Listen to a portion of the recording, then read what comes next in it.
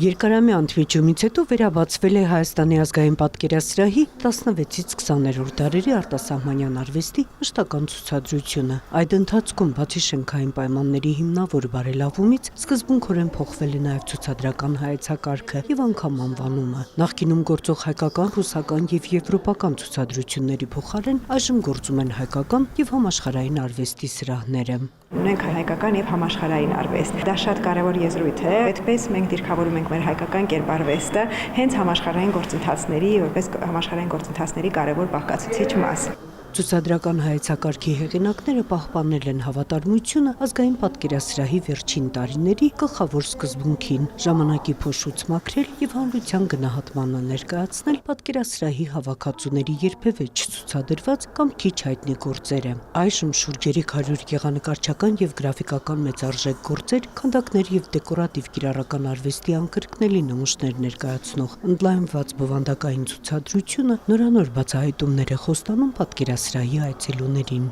Մենք բացել ենք մեր ֆոնդապահոցները եւ բացի մեր հիմնական գանձերից, բնականաբար մեր ռուսական եւ խորհրդային արվեստի գլուխգործոցներն այստեղ տեսանելի են, բայց դրանց զուգընթաց մենք ներկայացնում ենք նաեւ ֆոնդապահոցներում տասնյակ տարիներ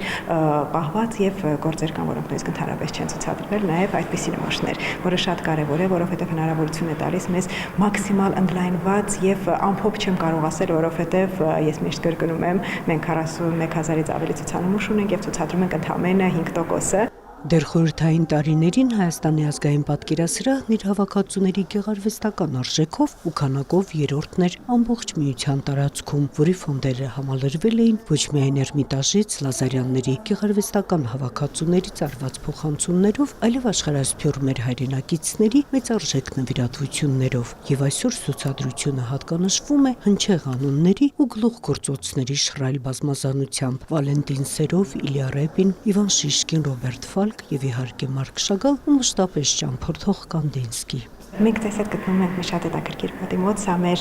գլխավոր գանձերից մեկն է, մեր իմ թիկունքում գտնվում է Վասիլի Կանդինսկու շատ կարևոր գործերից մեկը եւ մենք նրան միշտ ասում ենք ճամփորդող ստեղծագործություն, որովհետեւ աշխարհի գրեթե բոլոր ցուցահանդեսները Վասիլի Կանդինսկուն նվիրված կազմակերպվում են միայն մեր աշխատանքի մասնակցությամբ։ Իսկ առաջիկայում կամբողջանա հայ կերպարվեստի վերաբացված ցուցադրությունը, ինչպես նաեւ պատկերասրահի վերջին հարկում, որպես համաշխարհային արվեստի հայեցակարգի բաղկացուցիչ մաս կներկայացվեն եվրոպական եւ արևելյան արվեստների ցուցադրությունները։ Նունե Ալեքսանյան, Ռոմիկ Խաչատրյան, լուրեր։